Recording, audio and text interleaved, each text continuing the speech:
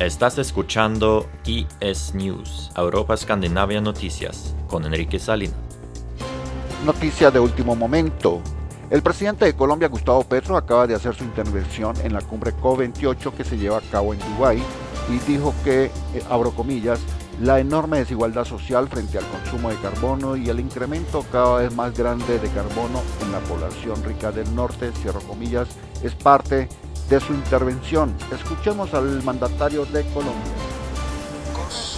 Quienes más emiten CO2 y más consumen carbono son pobres quienes menos lo hacen.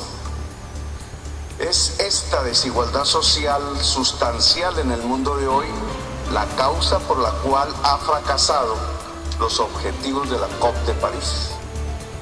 Hoy se emite un 12% más de CO2 en el mundo que en el 2010.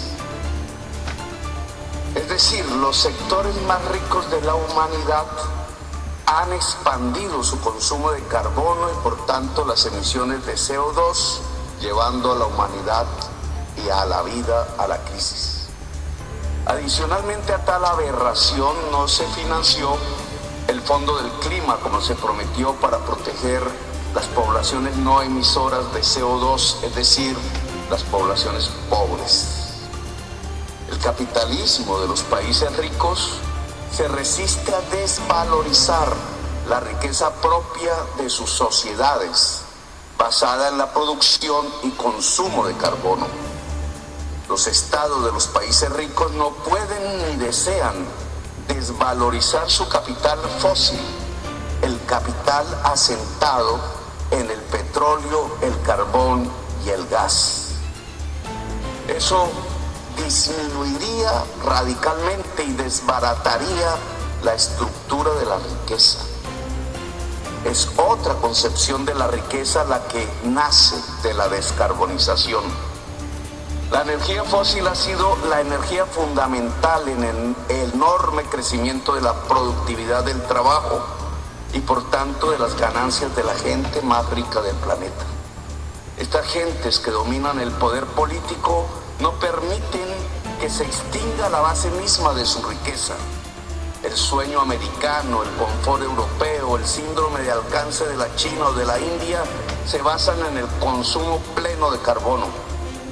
El consumo de la parte de la humanidad más rica del planeta, al basarse en carbono, es un consumo basado en la muerte de los demás. De ahí la enorme capacidad de destrucción democrática que está en la base de sostener el capital fósil.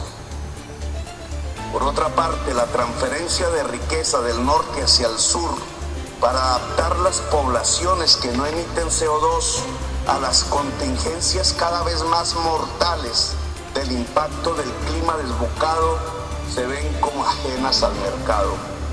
En el sur, en sus zonas tropicales, disminuye el agua líquida y se provoca el éxodo.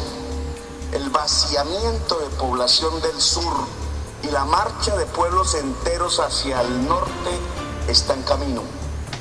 La enorme desigualdad social frente al consumo de carbono y el incremento cada vez más grande de carbono en la población rica del norte provoca el éxodo del sur hacia el norte.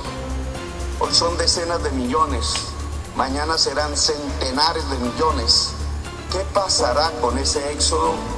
¿Qué pasará con la democracia? ¿Qué pasará con el derecho internacional? ¿Qué pasará con la humanidad? Los invito a que imaginemos una fusión, una combinación de hechos. La proyección de la crisis climática en 5 o 10 años y el actual genocidio al pueblo palestino. ¿Están desconectados estos hechos o podemos mirar allí un espejo del inmediato futuro? El genocidio y la barbarie desatada sobre el pueblo palestino es lo que le espera al éxodo de los pueblos del sur desatado por la crisis climática. Si los portadores de la riqueza del norte, intensiva en consumo de carbono, no permiten apagar las chimeneas emisoras, es decir, no dejan de consumir petróleo, carbón y gas, se romperán de manera irreversible los pilares que sostienen la existencia de la vida humana en el planeta. Pero esa ruptura se generará de manera desigual. La mayor parte de las víctimas climáticas, que se contarán por miles de millones, estarán en los países que no emiten CO2 o muy poco.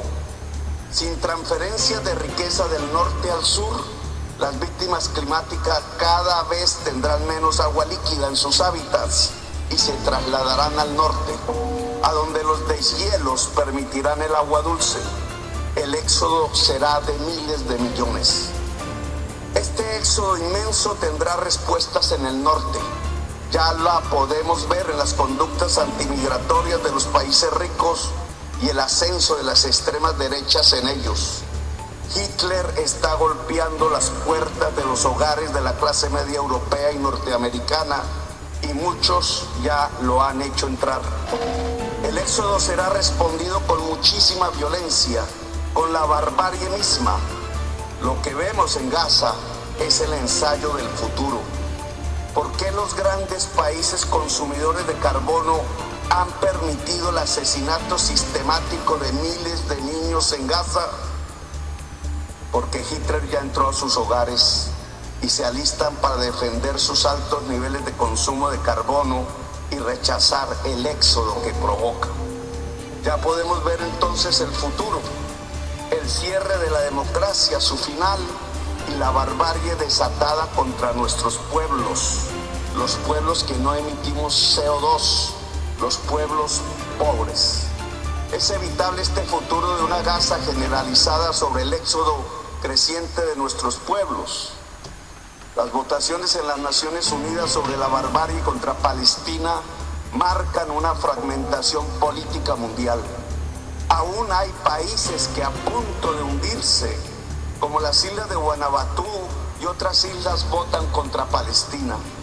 Pero la inmensa mayoría de los pueblos pobres del mundo se han unido para detener la barbarie. Solo votan a favor del genocidio los pocos países de Europa y Norteamérica, los grandes consumidores de carbono. No hay por tanto alternativa que el camino de siempre, el camino de la unidad de los pobres y su lucha. Colombia ha propuesto superar la crisis climática a partir del multilateralismo, es decir, del derecho internacional, de hacer vinculante los planes de la COP a todas las partes, de crear un espacio de poderes públicos mundiales que planifique la transición hacia la economía descarbonizada. Colombia ha propuesto la reestructuración del sistema financiero mundial, el cambio de deuda pública por emisión de derechos especiales de giro que financien los planes de mitigación y adaptación a la crisis climática, el fortalecimiento y reforma de las Naciones Unidas. Colombia ha dejado de firmar contratos de exploración de carbón, petróleo y gas. Colombia ha desmantelado el subsidio a la gasolina y propendemos por la prohibición mundial del fracking. Colombia ha alcanzado un 70% de su matriz energética limpia. Colombia ha aportado disminuyendo la deforestación de su selva amazónica en un 70% con sus propios recursos. Colombia espera la unidad de los países del sur en torno a salvar la vida en el planeta y la existencia humana. Quizás, si vemos resurgir entre los despojos una Palestina libre hoy, podremos ver mañana resurgir una humanidad viva en medio de los despojos de la crisis climática. Gracias, muy amable.